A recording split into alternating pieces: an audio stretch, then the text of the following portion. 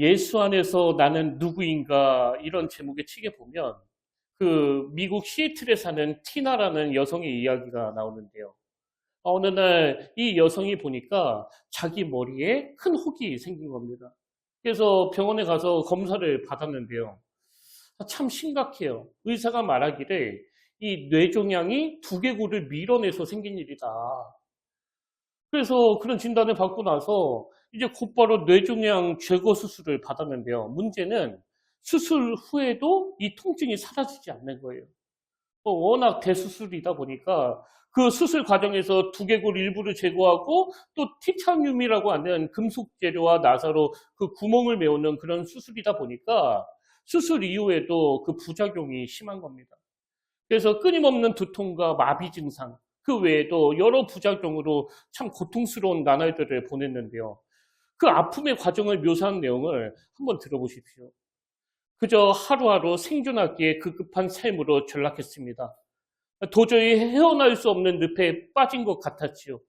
종양과 어둠은 수년이 지나도록 저를 쫓아다녔습니다.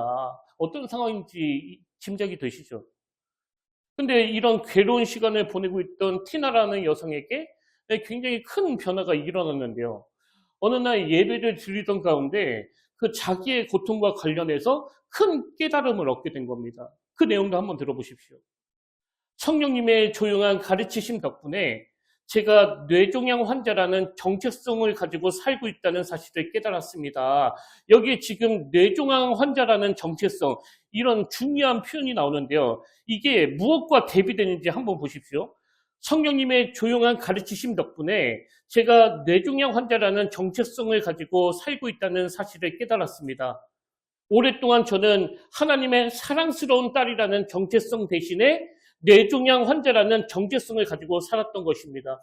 뇌종양은 저의 병명이지 저의 정체성이 아닙니다. 하나님의 사랑하는 딸이 저의 정체성임을 저는 깨달은 것입니다. 그래서 이 예수 안에서 나는 누구인가, 이 책에서 계속 강조하는 게 뭐냐 하니까 자기 스스로를 어떻게 보느냐가 바로 그 사람의 정체성이다. 그러니까 지금 이 여성이 깨달은 게 나는 내 정체성이 뇌종양 환자인 줄 알았는데 이건 그냥 뇌종양이라는 병에 걸렸을 뿐이지 이건 내 정체성이 아니라는 거거든요. 그러고 보면 사단은요, 이 정체성을 가지고 우리를 얼마나 집요하게 공격하는지 모릅니다. 제가 종종 말씀드리는 그 20대 초반에 겪었던 고통도 이 공격이었던 것 같아요. 이 고난의 터널이 도저히 끝이 안 보이니까 일하던 곳에서 막 계속 쫓겨나니까 사단이 계속 제 마음에 너는 실패한 인생이라고, 너 같은 거 누가 살아가겠냐고, 너는 그냥 밥이나 축내는 그 밥벌어지라고 막 이런 생각을 주입시켜가지고 제가 그때 굉장히 극심한 괴로움을 겪었거든요. 나는 잘못 태어난 사람, 나는 어디에도 사랑받을 수 없는 존재. 근데 여러분 사실 그건 처음 일하다 보면 다 그런 거예요. 그리고 집안 형편이 어려웠기 때문에 어쩔 수 없이 학업을 포기하고 생계를 위해서 일해야 되는 거, 그건 상황이지 저의 정체성이 아니란 말이죠. 근데 그때는 그걸 잘 모르다 보니까 나 같은 거 아무도 사랑하지 않을 거라고 그런 생각이 사로잡혀 있었었는데 사실은 그게 사단이 공격하는 정체성의 문제라는 거거든요. 그리고는 제가 예수님을 만난 이후로 제 삶에 확고한 정체성이 자리를 잡게 됐는데요. 그게 고린도후서 5장 17절 말씀 아닙니까? 그런즉 누구든지 그리스도 안에 있으면 새로운 피조물이라, 이전 것은 지나갔으니 보라 새 것이 되었도다. 예수 그리스도를 인격적으로 만난 이후에 제 인생에 자리 잡은 정체성이 이거거든요. 근데 여기서 중요한 건 여기 나오는 그 이전 것은 지나갔으니 새 것이 되었도다 할 때 이 되었도다, 이게 그 완료 시제인데요. 완료 시제라는 게 뭐냐 하니까 과거의 어느 시점에 일어난 그 사건의 영향력이 단절되지 않고 지금 현재까지 쭉 이어져 오는 것, 이게 완료 시제예요. 그러니까 내가 새 것이 되었다, 이 말씀은 여러분이 과거 어느 시점에 예수님을 믿게 됐고 그 예수님이 여러분에게 새로운 정체성을 주셨고 그 예수님이 여러분 인생을 새롭게 하셨는데 그때 새롭게 된 그 상태가 지금까지 쭉 계속되는 거예요. 그리고 제가 20대 초반에 주님을 인격적으로 만난 이후로 제 인생은 새롭게 됐기 때문에 뭐 설교를 은혜롭게 잘할 때든 은혜롭게 하지 못할 때든 또 누가 저에 대해서 오해해가지고 막 칭찬을 할 때든 또 곡해를 할 때든 어떤 상황이든지 간에 거기에 휘둘리지 않는 거예요. 왜? 내 정체성은 그런 것에 의해 결정되는 게 아니라 십자가 지신 주님이 만들어주셨기 때문에 흔들리다가도 다시 자리를 잡을 수 있고 넘어졌다 하더라도 완전히 무너지지 않는 거, 이게 하나님이 우리에게 주신 정체성의 영향력이에요. 그래서 에베소서 4장 23절 24절에 보니까 오직 너희의 심령이 새롭게 되어 하나님을 따라 의와 진리의 거룩함으로 지으심을 받은 새 사람을 입으라. 여러분, 아까 그 티나라는 여성이 수술 이후에 겪었던 그 고통과 아픔으로 그 뇌종양 환자라는 정체성에 사로잡혀 있었다가 어느 날 예배드리는 가운데 성령님을 통해서 나는 사랑받는 하나님의 딸이라는 이 깨달음을 얻고 나서 더 이상 휘둘리지 않는 인생이 되었다고 한다면 여러분은 어떠세요? 어떤 정체성을 가지고 계십니까? 지금 일이 잘 안 풀리는 분 계시잖아요. 무슨 일 때문에 마음이 힘든 분 계시잖아요. 그건 그냥 현상이지 여러분의 정체성이 아니에요. 일이 잘 안 풀리는 걸 가지고 나는 이것밖에 안 되는 사람이야. 나는 사랑받을 수 없는 존재야. 이렇게 결부를 시키는 건 사단의 역사라는 거거든요. 근데 여러분, 여기서 한 가지. 우리가 이렇게 예수 그리스도를 만나고 나면 이런 건강한 정체성을 부여받는 특혜를 누리는데요. 그 특혜를 누린 자들이 해야 될 의무가 있다는 겁니다. 그럼 우리가 해야 될 의무가 뭐냐? 그게 지난주에 살펴보았던 빌립보서 1장 27절에 나와요. 오직 너희는 그리스도의 복음에 합당하게 생활하라. 이 말씀 기억나시나요? 여기 나와 있는 생활하라는 시민답게 살아가라 이런 뜻이라고 그랬잖아요. 그래서 우리가 비록 로마 제국이 심어줬던 그 팍스 로마나 이 힘의 논리를 부추기고 강요하는 그런 시대를 살아가고 있지만 나는 그런 것에 영향을 받는 존재가 아니라 하나님 나라의 시민답게, 하나님 나라의 백성답게 예수 그리스도가 가르쳐 주시는 그 가치관에 영향을 받으며 살아가기를 원한다. 이게 우리에게 주어진 역할이고 사명이라는 겁니다. 그래서 제가 지난주에 그 복음에 합당한 삶을 위한 세 가지 당부, 이런 소제목으로 말씀을 전하면서 그 세 가지 중에 한 가지만 소개해드리고 오늘 나머지 두 가지를 전하겠다고 그랬는데요. 그 일주일 사이에 이 설교가 좀 업그레이드가 됐습니다. 그래서 제가 좀 그 소제목을 바꿔가지고 더 깊은 각도로 말씀을 전하려고 하는데요. 바뀐 소제목이 이거예요. 건강한 정체성이 이끄는 새로운 삶의 목표. 여러분, 우리가 그리스도로 인해서 건강한 정체성을 부여를 받았다는 건 이제 우리에게 새로운 목표가 생겼다는 거거든요. 그러면 첫 번째로 우리에게 어떤 삶의 목표가 생겼느냐? 지난주에 말씀드렸습니다. 한 마음 한 뜻으로 함께 세워져가는 삶. 이게 우리 삶의 새로운 목표예요. 자, 빌립보서 1장 27절을 보십시오.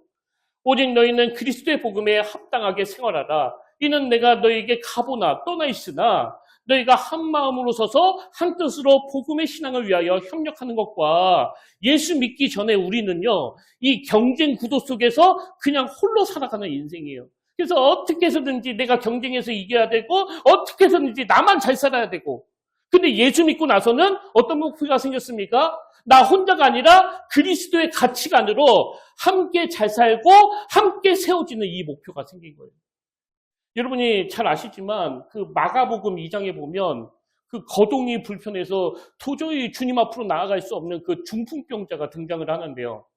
그 4명의 친구가 이 친구를 불쌍하게 여겨가지고 그 지붕을 뚫고, 뭐 그 당시는 우리처럼 막 콘크리트나 뭐 철판으로 되어 있지 않으니까요. 지붕을 뚫고 그 거동이 불편한 중풍병자를 예수님 앞으로 데리고 나옵니다. 그리고는 예수님이 그 중풍병자를 고쳐주시는데요. 그 과정에서 우리가 주목해야 될 중요한 포인트가 뭐냐니까, 자, 마가복음 2장 4절 5절을 보십시오. 무리들 때문에 예수께 들어갈 수 없으므로 그 계신 곳에 지붕을 뚫어 구멍을 내고 중풍병자가 누운 상을 달아내리니 예수님이 뭘 보고 그 중풍병자를 고쳐주시느냐? 5절에 나와요. 예수께서 그들의 믿음을 보시고 중풍병자에게 이르되 작은 자야 내 죄사함을 받았느니라 하시니, 여기서 우리가 주목해야 되는 게 뭐예요? 예수님은 그들의 믿음, 내 친구들의 그 마음과 정성을 보시고 이 중풍병자를 고쳐주셨다는 거예요.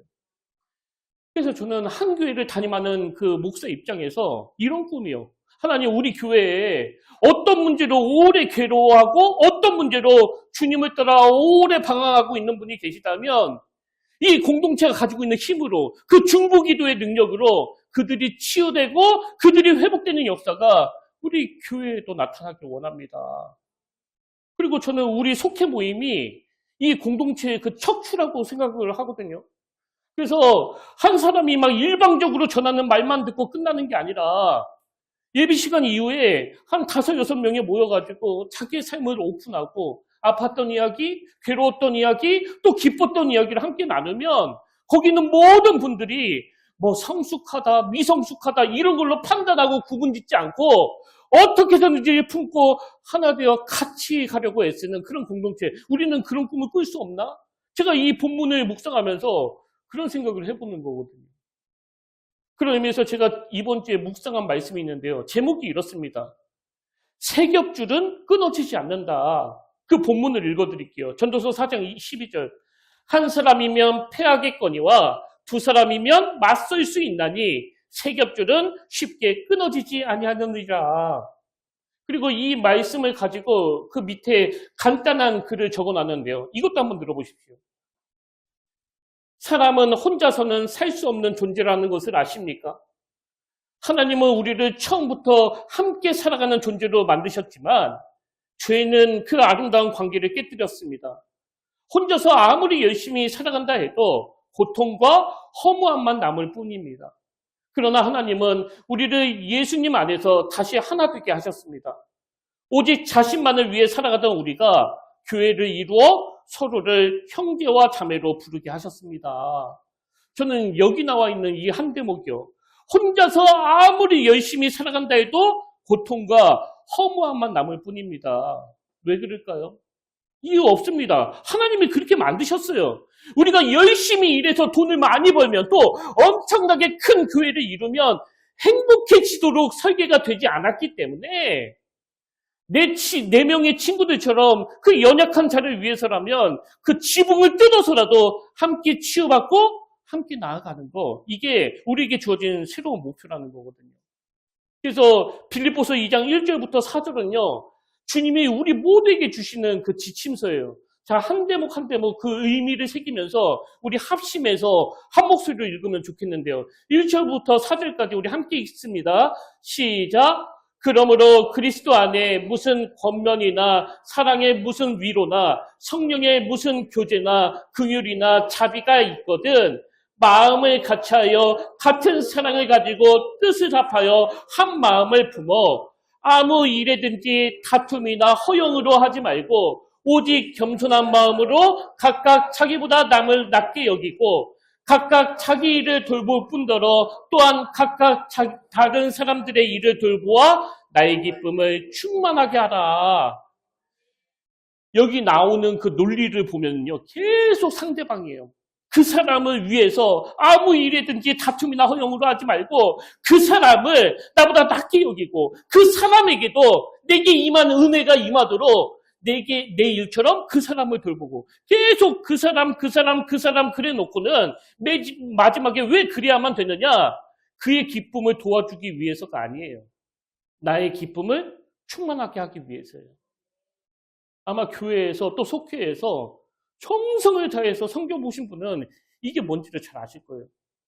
제가 목회를 하면서 어떤 내 욕구, 사람 많이 모이고 또 유명해지고 설교 잘하는 사람으로 자리매김하고자 하는 이 악한 욕구를 누르면 그게 하나님께는 영광이 되고 그 엿새 동안 정말 힘든 삶을 사셨던 우리 성도님들에게 조금이라도 그 은혜를 끼치고자 하는 이 거룩한 열망을 가지고 설교를 준비하고 말씀을 전하고 나면 제 안에 얼마나 기쁨이 밀려오는지 모르는 거거든요. 그런 의미에서 이 4절의 지침서를 저를 따라서 한번 선포해 보시겠습니까? 각각 자기 일을 돌볼 뿐더러 또한 각각 다른 사람의 일을 돌보아 나의 기쁨을 충만하게 하라. 나의 기쁨을 충만하게 하라. 이 창조 원리를 따라서 이제 혼자가 아니라 함께 세워져가는 삶이라는 이 목표가 우리에게 주어졌음을 잘 인식하는 믿음의 성도님들 되시기를 바랍니다. 그런가 하면 이 건강한 정체성이 이끄는 두 번째 목표가 뭐냐? 대적하는 자들 앞에서도 두려워하지 않는 삶, 담대한 삶. 이 목표가 우리에게 부여된 거예요. 자, 빌립보서 1장 28절을 보십시오. 무슨 일에든지 대적하는 자들 때문에 두려워하지 아니하는 이 일을 듣고자 합니다. 이것이 그들에게는 멸망의 증거요, 그 다음에 너에게는 구원의 증거니 이는 하나님께로부터 난 것이라. 지금 바울이 뭘 강조하는가 하면은요, 이 대적하는 자들을 두려워하지 않는 이 담대함은 그 사람이 가진 어떤 용기에서 나오는 게 아니라는 거예요. 대적하는 자들을 두려워하지 않는 그 담대함은 그런 인간적인 용기에서 나오는 게 아니라 이건 영적인 분별력에서 나오는 것이다. 이걸 강조하는 거거든요. 이게 뭘 말하는지를 제가 자세히 설명을 드릴게요. 이 말씀 바로 앞에 나오는 27절을 다시 보십시오. 오직 너희는 그리스도의 복음에 합당하게 생활하라. 이는 내가 너에게 가보나 떠나 있으나 너희가 한 마음으로 서서 한 뜻으로 복음의 신앙을 위하여 협력하는 것과, 여기 나오는 협력하다 이 단어는 그 합성어거든요. 함께라는 전치사하고 또 경주하다, 싸우다라는 이 동사가 결합이 돼서 만들어진 합성어란 말이죠. 그러니까 여기에서 말하는 협력한다라는 것은 그냥 뭐 오늘 우리가 교회에서 속해서 우리 잘 지내봅시다, 우리 친하게 지냅시다, 이게 아니고요. 여기에 뭐가 전제되어 있는 거예요? 지금은 영적 전쟁 중이라는 거예요. 그리고 다 아시는 것처럼 이 전쟁은 그 생명이 걸린 일이니까요. 지금 군사들이 협력해서 딱 한 목표를 향하여 한 방향으로 나아가는 이게 얼마나 중요하겠냐고요. 그래서 이 단어는 같은 목적을 가지고 함께 경주하거나 같은 목적을 가지고 함께 싸우는 이런 비장함으로 쓰여진 단어예요. 지금 바톤 들고서 그 릴레이 경주를 하는데 이건 뭐 4명 중에 1명만 협력이 잘 안 돼도 절대 우승할 수 없는 거 아닙니까? 그래서 지난주에 그런 말씀을 드렸는데요. 뭐 신부님이나 뭐 스님이나 그런 분들은 자기 동료들에 대해서 막 비방하고 고소고발하지 않는데 왜 유독 우리 개신교만 이런 일이 난무하느냐 했을 때 사실 우리가 뭐 그걸 어떻게 하겠냐고, 우리가 할 수 있는 건 없습니다. 그러나 내가 할 수 있는 건 거기에 휘둘리지 않는 거예요. 어떤 경우에도 그를 적으로 생각하지 않고 어떤 경우라도 그를 미워하지 않으려고 안간힘을 쓰는 거. 그리고 그게 뭐 될 때도 있고 안 될 때도 있지만 그 일을 절대로 포기할 수 없는 건 지금 우리는 영적 전쟁 중이고 그 주적들 앞에서 우리끼리 싸우면 안 된다는 이 원리를 기억하는 거. 이게 우리의 목표예요. 그래서 성경에 보면요. 우리가 예수 믿는 순간 바로 영적 전쟁이라는 걸 알려주는 말씀이 나오는데 그게 에베소서 6장 10절 11절입니다. 끝으로 너희가 주 안에서와 그 힘의 능력으로 강건하여지고 마귀의 관계를 능히 대적하기 위하여 하나님의 전신갑주를 입으라. 여기 나오는 전신갑주는 제가 예전에 설명을 드렸잖아요. 그 당시 대적하는 적들을 대항하기 위해서 로마 군인들이 중무장한 그 장기의 일체, 이게 전신갑주예요. 그럼 왜 우리가 예수 믿는 순간 그 대적들이 나오느냐? 예수님도 그걸 설명하신 적이 있습니다. 요한복음 15장 18절. 세상이 너희를 미워하면 너희보다 먼저 나를 미워한 줄을 알라. 너희가 세상에 속하였으면 세상이 자기의 것을 사랑할 것이나 너희는 세상에 속한 자가 아니요. 그 다음 보세요. 도리어 내가 너희를 세상에서 택하였기 때문에 세상이 너희를 미워하느니라. 그래서 여러분에게 막 대적하는 자가 나타나면요. 어떤 면에서는 감사하셔야 돼요. 아, 내가 예수님께 속한 자구나. 그리고 나를 대적하는 자가 아무도 없으면 아, 내가 지금 그 부실하게 신앙생활을 하고 있는 거구나. 여러분이 어떤 이유도 없이 억울한 일을 당하고 여러분에게 어떤 이유도 없이 그 대적하는 사람이 나오는 건 예수님께서 그건 너를 미워하는 게 아니라 나를 미워하는 거야. 이렇게 영적인 차원으로 바라봐야 된다는 거거든요. 그리고 이건 사도 바울도 마찬가지예요. 우리가 지난번에도 살펴봤지만 이 바울이 감옥에 갇혀있을 때 지금 안 그래도 마음이 힘들고 괴로운데 바깥에서 들려오는 소리는 더 참담해요. 빌립보서 1장 15절. 어떤 이들은 투기와 분쟁으로, 어떤 이들은 착한 뜻으로 그리스도를 전파하나니 그리고는 17절 그들은 누구예요? 투기와 분쟁으로 그렇게 열심히 내는 그들은 나의 매임에 괴로움을 더하게 할 줄로 생각하여 순수하지 못하게 다툼으로 그리스도를 전파하느니라. 지금 바울이 막 억울하게 감옥에 들어가 있는 이것도 막 마음이 복잡하고 어려운데 그래도 같은 길을 가고 있다고 하는 그 동족들까지 자기를 괴롭히니 뭐 얼마나 힘들었겠냐고요. 아마 죽고 싶었을 거예요. 근데 왜 바울은 거기에 함몰되지 않았습니까? 그 비결이 18절에 나와요. 그러면 무엇이냐? 거칠애로 하나 참으로 하나 무슨 방도라든지 전파되는 것은 그리스도니 이로써 나는 기뻐하고 또한 기뻐하리라. 그러니까 바울이 그 괴로운 상황을 막 타개하는 방식은요. 그 좁은 틀 안에서 자기들끼리 막 아웅다웅하는 걸 벗어나서 더 큰 꿈을 꾸는 거예요. 더 큰 그림을 그리는 거예요. 그래서 뭐 나를 괴롭히려고 복음을 전하든지 나를 위해서 복음을 전하든지 그거와 상관없이 전해지는 게 복음이라면 나는 기뻐하고 또한 기뻐하리라. 여러분 이게 바울의 기쁨을 빼앗아가지 못하게 하는 원동력이라고 한다면요. 오늘 우리가 어떤 상황에서도 흔들리지 않기 위해서 이 영적인 전쟁에서 승리하기 위해서 더 큰 그림을 그리는 거예요. 더 큰 꿈을 꾸는 겁니다. 사실 저도 이게 항상 숙제거든요. 내가 어떤 상황에서도 더 큰 그림을 그리면서 그들을 품어줄 수 없나? 그들을 용납할 수 없나? 포용할 수 없나? 만약에 제가 어디에서 장사를 한다고 하면 그 이웃 가게가 막 저에 대해서 폄하하고 괴롭힐 때 저도 똑같이 바로 응징해 버렸을 텐데 지금은 못 하잖아요. 왜? 그들이 두려워서가 아니에요. 저는 이제 새로운 피조물이 됐거든요. 저에게 새로운 목표가 생겼거든요. 그리고 이 목표가 상대방을 위한 게 아니라 결국은 나의 기쁨을, 나의 평안을 빼앗기지 않는 비결이기 때문에 우리가 억지로라도 이 훈련을 해야 된다는 거. 그래서 디모데후서 1장 7절에 보니까 하나님이 우리에게 주신 것은 두려워하는 마음이 아니요 오직 능력과 사랑과 절제하는 마음이니. 저는 오늘 저와 여러분이 이 말씀이 이론이 아니라 실제적인 우리 삶 속에서 작동이 되는 걸 경험하며 믿음 생활 하시기를 주님 이름으로 축복합니다. 그러면 마지막 세 번째로 이 건강한 정체성이 이끄는 새로운 삶의 목표가 하나 더 있는데요. 그게 뭐냐니까 자신의 삶에 찾아온 고난조차 의미를 부여하게 된다는 거예요. 의미를 부여하는 삶. 29절을 보십시오. 바울이 이렇게 권면합니다. 그리스도를 위하여 너에게 은혜를 주신 것은 다만 그를 믿을 뿐 아니라 또한 그를 위하여 고난도 받게 하려 하십니다. 저는 이 말씀에서 바울이 그 감옥에서도 절망하지 않았던 그 비결을 발견하는데요. 자, 한 군데 더 액센트를 넣어서 다시 한번 보십시오. 그리스도를 위하여 너희에게 은혜를 주신 것은 하나님이 이 은혜를 주셨습니다. 그리고 왜 은혜를 주셨나? 다만 그를 믿을 뿐 아니라 그리스도를 믿는 믿음을 주시기 위해서 은혜를 주시고 그 다음에 또한 그를 위하여 고난도 받게 하려 하십니다. 그래서 지금 바울은요. 감옥에서 아니 은혜만 주시지 왜 고난까지 주시느냐고 이게 아니에요. 하나님이 은혜를 주셨는데 거기에 고난이 포함되어 있다는 거거든요. 그럼 바울은 어떻게 그런 권면을 할 수 있었느냐? 자기 정체성 때문에 그래요. 자기 정체성.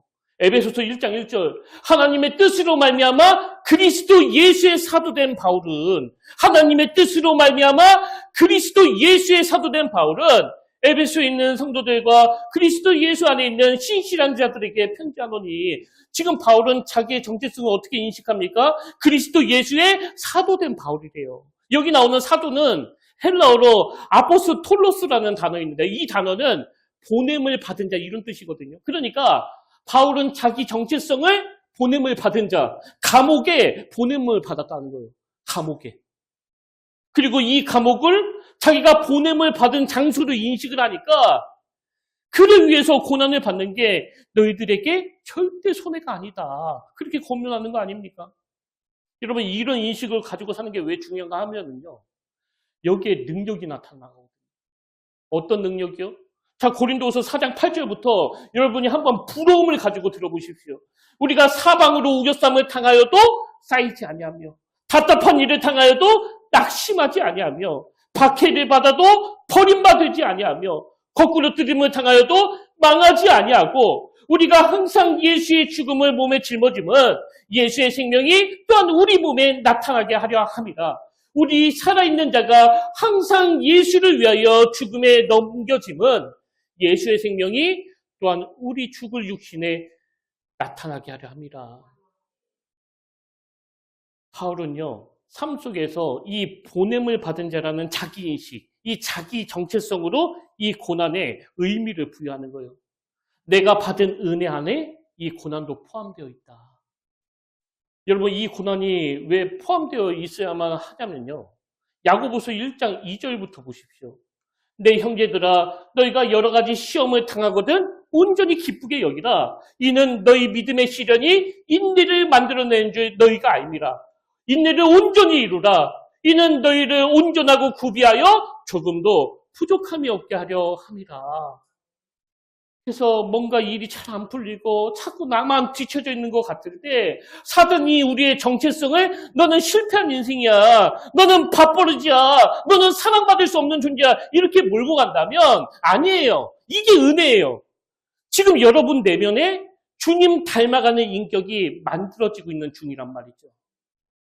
이 의미 부여가 잘 안 되면 고생은 막 고생대로 죽으라 하고 인격은 맨날 그 자리를 맴돌 수밖에 없는 거 아닙니까? 여러분 옛날에 그 뭐 교회에서 혹은 뭐 부모님들이 그 무슨 특별한 날에 그 어린이 종합 선물 세트를 사주잖아요. 저희 집은 가난해가지고 1년에 한 번 먹을 거 말까 했는데 그 안에 보면은요 막 별의별 게 다 들어가 있습니다. 뭐 조리뽕, 맛동산, 새우깡, 칸초, 옛날에는 뭐 아폴로 이런 불량식품. 지금 애들은 하나도 안 좋아할 것 같아요. 그리고 저도 그 안 좋아하는 과자가 하나 있었는데요. 그 샤브레. 이 샤브라는 너무 목이 막히니까 막 손이 안 가더라고요. 근데 이게 뭐 세트로 오니까 내 마음에 안 들어도 이거 어떡하겠냐고 이게. 세트로 왔는데 은혜도 마찬가지예요. 은혜는 내 입맛대로 고르는 게 아니에요. 그게 다 의도를 가지고 주시는 거거든요. 그리고 은혜의 종합 선물 세트 안에 고난이 있다면 기왕에 피할 수 없는 그 고난을 가지고 내 형제들아 너희가 여러 가지 시험을 당하거든 온전히 기쁘게 여기라. 이는 너희 믿음의 시련이 인내를 만들어낸 줄 너희가 알미라. 인내를 온전히 이루라. 이는 너희를 온전하고 구비하여 조금도 부족함이 없게 하려 함이라. 그래서 내게 어려운 일이 있을 때 고난이 찾아올 때 그 건강한 정체성을 가지고 그 고난에 의미를 부여하는 거예요. 하나님이 주시는 거 버릴 게 하나도 없다. 저는 오늘 결론을 맺으면서 그 모르드게 이야기만 하고 말씀을 마치려고 하는데요. 이 모르드게가 누군가 하면 그 에스더의 사촌 오빠예요. 그리고 이 한 사람이 그 역사에 굉장히 중요한 역할을 했습니다. 우리가 예전에도 살펴봤지만 에스더가 자기 동족이 위기에 빠질 때 그 엄청난 결단을 내리지 않습니까? 그게 에스더 4장 15절, 16절에 나오는데요. 맨 앞에 말씀이 중요해요. 자, 15절. 에스더가 모르드에게 뭐 했다고요? 회답하여 이르되. 자, 이걸 기억하고 계십시오. 회답하여 이르되 당신은 가서 수산에 있는 유다인을 다 모으고 나를 위하여 금식하되 밤낮 3일을 먹지도 말고 마시지도 마소서. 나도 나의 시녀와 더불어 이렇게 금식한 후에 규례를 어기고 왕에게 나아가리니 그 다음에 이 유명한 말 죽으면 죽으리이다 하니라. 저희도 말씀드렸지만 그 당시는 왕이 부르지도 않았는데 왕 앞에 나아갔다가는 뭐 목숨을 잃을 수 있는 그런 상황이거든요. 근데 에스더가 그 죽음을 무릅쓰고 이런 놀라운 결단을 했고 결국 한 민족을 살리는 데 쓰임을 받았는데요. 이 동력이 어디에서 나왔는가 하니까 아까 15절 이렇게 나왔잖아요. 에스더가 모르드에게 회답하여 이르되. 그럼 이게 무엇에 대한 회답이냐? 그게 바로 앞 13절부터 나와요. 자, 사촌 오빠 모르드게가 에스더에게 어떤 의미를 부여해 주는지 보십시오. 모르드게가 그를 시켜 에스더에게 회답하되 너는 왕궁에 있으니 모든 유다인 중에 홀로 목숨을 건지리라 생각하지 말라. 이때 내가 만일 잠잠하여 말이 없으면 유다인은 다른 데로 말미암아 노인과 구원을 얻으려니와 너와 내 아버지의 집은 멸망하리라. 그 다음에 이 정체성이에요. 내가 왕후의 자리를 얻은 것이 이때를 위함이 아닌지 누가 알겠느냐 하니. 저는 저 한마디가요. 에스더를 살렸고 한민족을 살렸고 그리고 지금 저에게까지 영향을 미쳐요. 네가 왕후의 자리를 얻는 것이 이때를 위함이 아닌지 누가 알겠느냐. 그 목회를 하다 보면 저도 종종 어려운 일을 겪거든요. 모함을 당하거든요. 그리고 잘못된 소문으로 또 오해받을 때도 있거든요. 그러면 저는 한 자연인으로서 그게 막 너무나 약해요. 견딜 힘이 없습니다. 그래서 막 억울하고 막 화도 나고 또 굉장히 상처를 많이 받는데 그럴 때 주님이 어김없이 저에게 주시는 메시지가 이거예요. 네가 지금까지 목사로 훈련받고 교회를 위하여 수고한 그 모든 애씀이 이때를 위함이 아니냐. 네가 그저 이론만 가지고 설교하는 게 아니라 이런 억울하고 가슴 아픈 일을 당할 때 이때를 위함이 아니겠느냐는 이 중심을 가지고 의연하게 받아들이면 지금 어떤 일로 남몰래 눈물 흘리고 있는 성도님들이 그걸 보고서 힘을 얻을 것이다. 위로를 받을 것이다. 이때를 위함이 아니냐. 여러분, 저는 먼저 예수 믿는 우리 부모님들에게 이 정체성이 회복이 되고 모르드기처럼 여러분의 아들, 딸들에게 영향을 미치면 좋겠습니다. 다시 말씀드려요. 밥벌어지, 실패한 인생, 사랑받지 못하는 존재, 이건 저의 정체성이 아니에요. 단지 집이 좀 어려웠을 뿐이에요. 단지 직장에서 그냥 쫓겨났을 뿐이에요. 마찬가지로 여러분에게 어떤 어려운 일이 찾아왔습니까? 모함을 당했습니까? 건강을 다치셨어요? 그러면 티나라는 여성처럼 여러분이 이렇게 고백하십시오. 이 뇌 종양은 나의 병명이지 이건 나의 정체성이 아니다. 나는 하나님의 사랑받는 자녀라는 이 정체성을 가지고 있다. 저는 오늘 저와 여러분이 이 건강한 정체성을 가지고 한마음 한뜻으로 함께 세워져가는 삶. 내가 어디에 있든지 간에 대적하는 자들 앞에서도 두려워하지 않는 담대한 삶. 그리고 나에게 찾아온 고난조차 하나님의 은혜로 여기며 거기에 의미를 부여하는 그런 아름다운 인생들 되시기를 주님의 이름으로 축원합니다. 그래서 저는 오늘 이 설교를 총정리하는 차원에서 나의 하나님, 이 찬양 함께 불러보길 원하는데요. 이 찬양이 이렇게 시작되잖아요. 나의 사랑, 너는 어여쁘고 참 귀하다. 어느 보석보다 귀하다. 그리고 그 다음에 보니까 내가 사랑스럽지 않을 때 너를 온전히 사랑하고. 여기서 우리가 알게 되는 게 뭐예요? 정체성은 내 행위로 만들어지는 것도 아니고 어떤 상황에 의해 결정되는 것도 아니라는 거예요. 내가 사랑스럽지 않을 때도 내가 실패했을 때도 내 스스로가 밥벌어지라는 그런 비참한 자리에 빠져있을 때도 그때도 여전히 나는 주님께 사랑받는 존재. 이게 저의 정체성이거든요. 오늘 여러분이 이 은혜를 먼저 누리고 여러분 자녀들에게도 전수하시기를 바랍니다. 우리 찬양 같이 부르실 동안에 그 티나라는 여성이 예배 가운데 이 정체성이 회복되었던 것처럼 여러분 내면에서 이 은혜에 대한 감격이 넘쳐 흐르기를 주님 이름으로 축복합니다.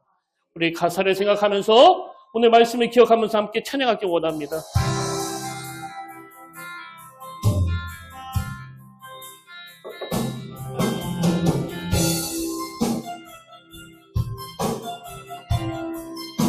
나의 사랑, 나의 사랑, 너는 어여쁘고 참 귀하다. 어느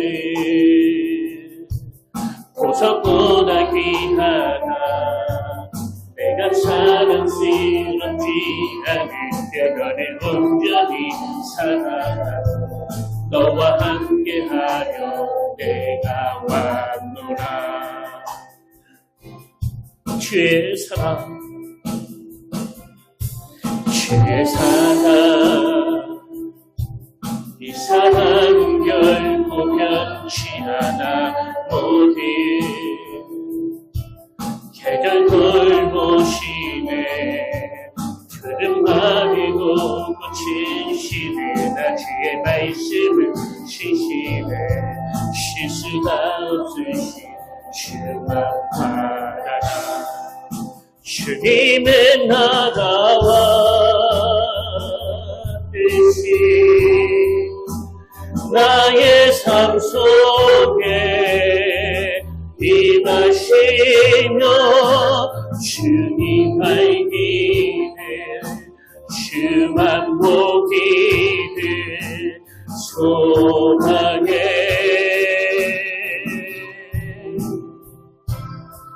거룩히 살아갈 힘과 두려움없는 믿음 주신 나의 하나님 완전한 사랑 찬양해. 찬양하리 찬양하리 만민의 주 영원히 함께 하시네. 정의하신 사랑의 왕 영원히 통치하신 주님의 나라와 주님의 나라와 대신 나의 삶 속에 임하시며 주님 알기를 주만 보기를 소망해. 거룩히 살아갈 힘과 거룩히 살아갈 힘과 두려움없는 믿음 주신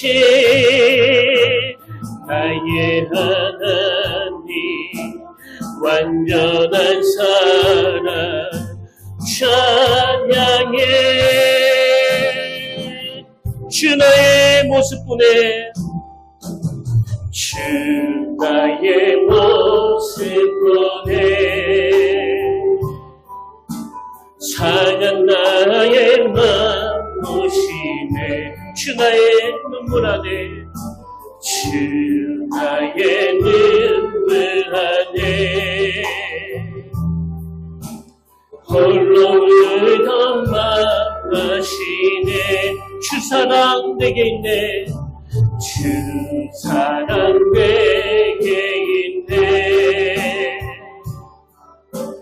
그 사랑이 날 채우네. 주내 내게 있네.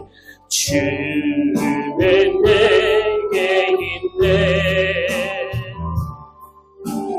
그대로 날 세우네. 세상 소망 세상 소망 다 사라져가고 주의 사랑은 끝이 없으니 살아가는 이 모든 순간이 주의 입에 나는 빛. 세상 소망 세상 소망 다 사라져가고 주의 사랑은 끝이 없으니 살아가는 이 모든 순간이 주의 입을 난. 우리 마지막으로 세상 소망 세상 소망 다 사라져가고 주의 사랑은 끝이 없으니 살아가는 이 모든 순간이 주님의 힘을 나는 믿네. 주님을 주의 힘을 나는 믿네.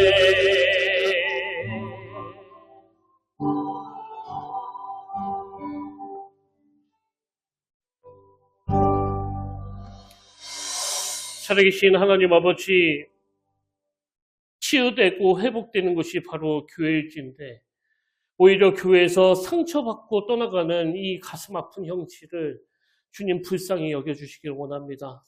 아버지, 어떤 경우에도 하나님이 세우신 이 공동체에 상처받는 성도가 생기지 않도록 늘 간섭하여 주시고, 말씀을 통해서 또 건강한 정체성을 가진 나를 통해서 우리 평택교회가 그 주님의 놀라운 사랑을 날마다 공급받으며 상처 입은 모든 자들이 위로받고 치유받는 공동체가 되도록 일하여 주시옵소서. 그런가 하면 그 피나라는 여성이 경험했던 성령님, 오늘 예배 가운데 조용히 임재하시는 그 은혜를 우리도 경험하기를 원합니다. 찬양으로 임재하셔서 나의 사랑, 너는 어여쁘고 참 귀하다. 내가 사랑스럽지 않을 때도 너를 온전히 사랑하고 너와 함께하려 내가 왔노라. 이 아버지의 놀라운 사랑이 우리의 정체성이 되어 새로운 목표를 향해 달려나가도록 은혜로 인도하여 주시고, 오늘 사랑받은 자녀라는 이 정체성이 나를 대적하는 자들 앞에서도 두려워하지 않는 담대함으로 나타나고, 나에게 찾아온 고난을 복음 증거를 위한 특권으로 의미 부여할 수 있도록 주님 역사하여 주시옵소서. 그렇게 일하실 주님을 기대하며 우리 주 예수님 이름으로 간절히 기도드립니다. 아멘. 이제 우리 다 자리에서 일어나셔서 충만이라는 찬양 함께 부르고 축도로 오늘 예배를 마무리하길 원하는데요. 오늘 말씀을 기억하시면서 또 우리의 믿음을 선포하시면서 우리 함께 찬양하길 원합니다.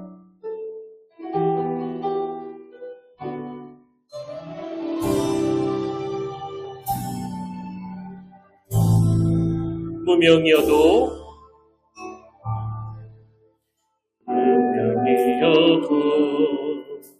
공허하지 않는 것은 예수 안에 난 만족함이야.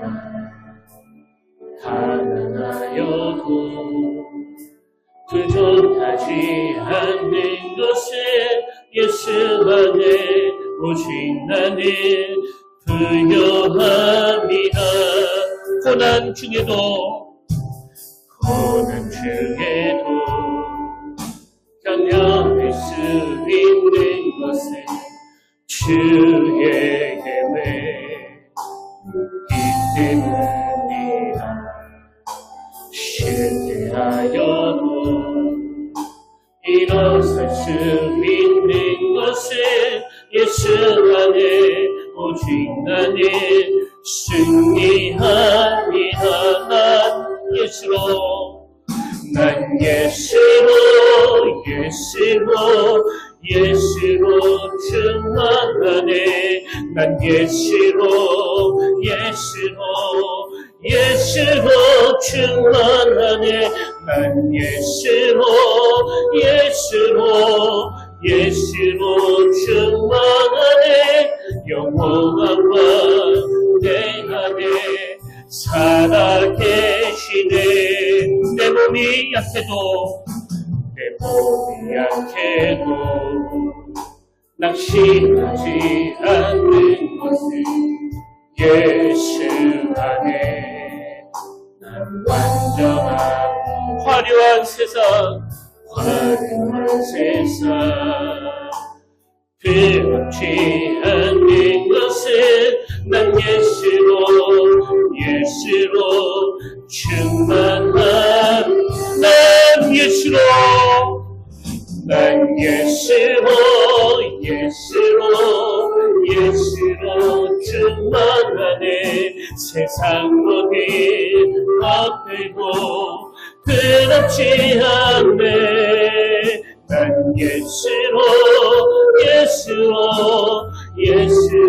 충만하네. 영원한 왕 내 안에 살아계시네. 난 예수로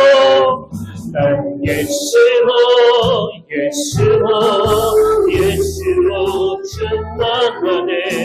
세상 모든 분파도 두렵지 않네. 난 예수로 충만하네. 영원한 왕 내 안에 살아계시네. 영원한 왕 내 안에 살아 계시네.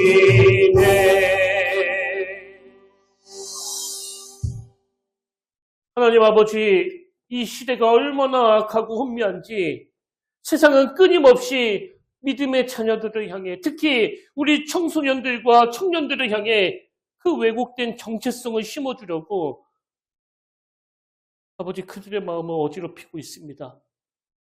이럴 때일수록 우리가 중심을 잡기를 원하오니 세상의 조건과 가치관에 흔들리며 놀아나는 것이 아니라 어떤 상황에서도 나를 온전히 사랑하시는 그 하나님의 사랑으로 무장되게 하여 주시옵소서. 그래서 하나님의 자녀로서의 그 건강한 정체성이 먼저 우리 안에서 회복되게 하여 주시고, 모르드게가 에스더에게 그 선한 영향력을 미쳤던 것처럼 가까이 있는 그 자녀들에게, 아들, 딸들에게 이 아름답고 놀라운 정체성을 삶으로 가르치고 전수하는 성숙한 믿음의 어른들이 다 되게 하여 주시옵소서. 하나님, 우리 인생이 마치 어항과 같음을 고백합니다.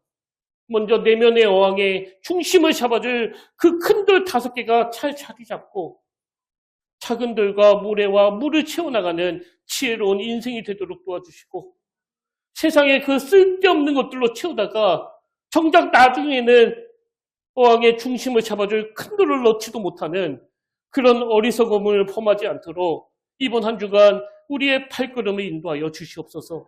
살아가면서 순간순간 낙심이 찾아오고 우울과 실패감이 우리를 엄습할 때마다 오늘 주신 말씀의 능력으로 우리를 덮어주시고 또 보호해 주시는 살아계 역사하시는 그 하나님을 경험하는 복된 한 주간이 되게 하여 주시옵소서. 이제는 우리 주 예수 그리스도의 은혜와 하나님 아버지의 탐없는 사랑과 성령님의 감동, 감화, 위로, 교통, 그 충만하심의 역사가 오늘 주신 말씀 마음에 담고 사도 바울처럼 어떤 상황에서도 큰 그림을 그리며 주신 사명을 따라 믿음의 경주를 완주하기로 다짐하며 예배하는 모든 주의 자녀들 머리 위에 지금부터 영원토록 함께 하시기를 간절히 축원하옵나이다.